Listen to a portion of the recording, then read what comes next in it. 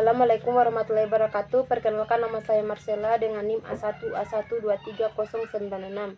Di sini saya akan menjelaskan PPT dengan judul Analisis dan Teori Perhitungan dalam Perdagangan Internasional, Kritik terhadap Merkantilisme, Keunggulan Absolut, Keunggulan Komparatif, Model HO, dan Paradoks Leontief. Pendahuluan.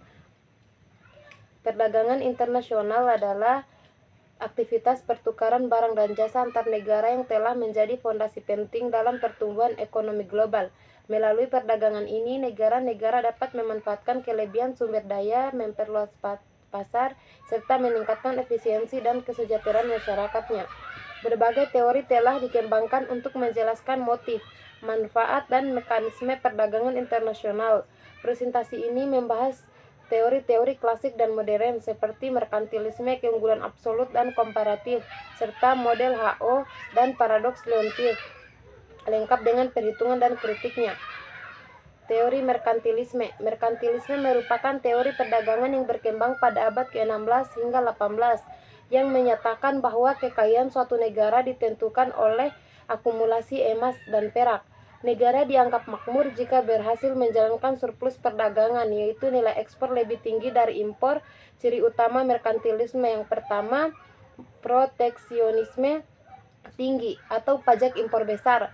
Yang kedua, kolonialisasi untuk mendapatkan sumber daya. Yang ketiga, fokus pada peningkatan ekspor. Kritik merkantilisme ada 3, yaitu pertama, mengabaikan prinsip saling menguntungkan dalam perdagangan. Kedua, tidak mempertimbangkan efisiensi dan spesialisasi.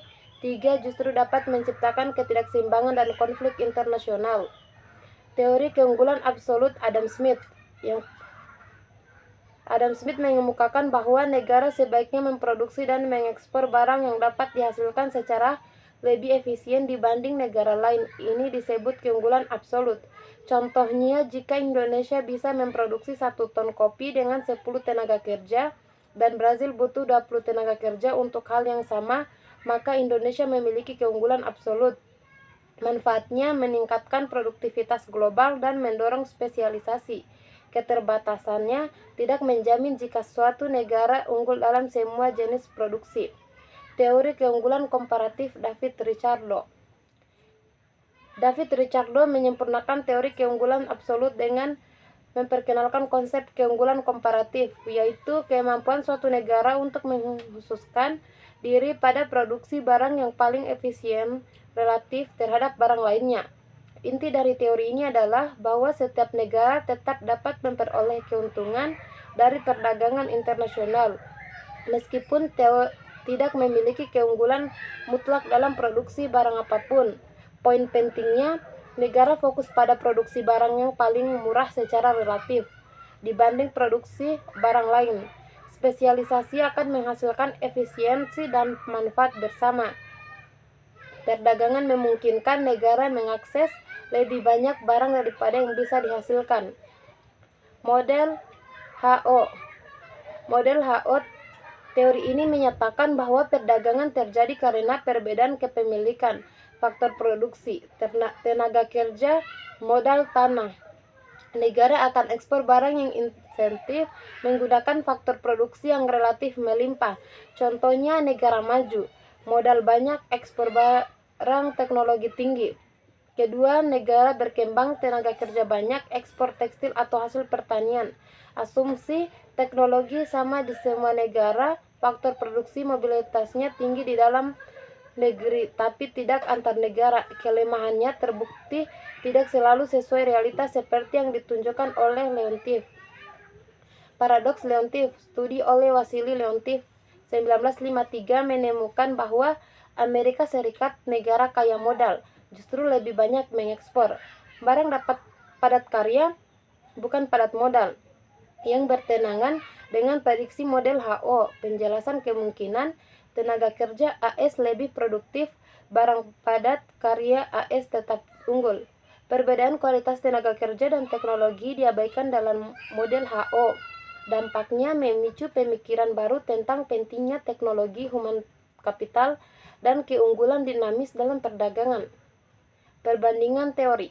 Masing-masing teori perdagangan internasional memiliki sudut pandang dan fokus berbeda. Pertama, merkantilisme terlalu menekankan pada surplus perdagangan dan cenderung proteksionis. Kedua, keunggulan absolut menekankan efisiensi dalam produksi tapi tidak relevan jika satu negara unggul dalam semua hal.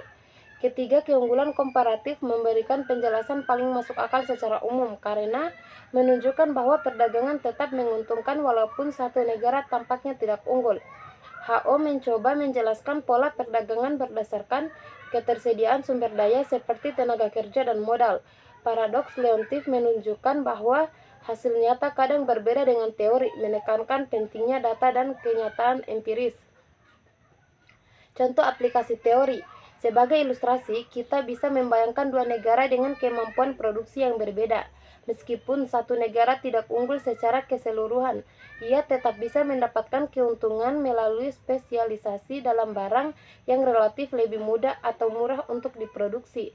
Dalam praktiknya, teori perdagangan internasional membantu menjelaskan pertama, kenapa negara-negara memilih untuk mengekspor barang tertentu. Kedua, bagaimana pembagian kerja global terbentuk. Ketiga, pentingnya fokus pada keunggulan yang dimiliki, bukan harus unggul dalam semua hal. Kesimpulan,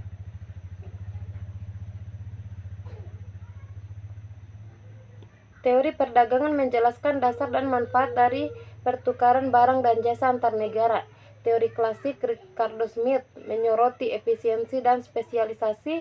Teori modern HO dan Leontief memperluas analisis dengan mempertimbangkan faktor produksi dan data empiris. Perhitungan dan data membantu mengilustrasikan logika teori dan memberikan pemahaman nyata. Penting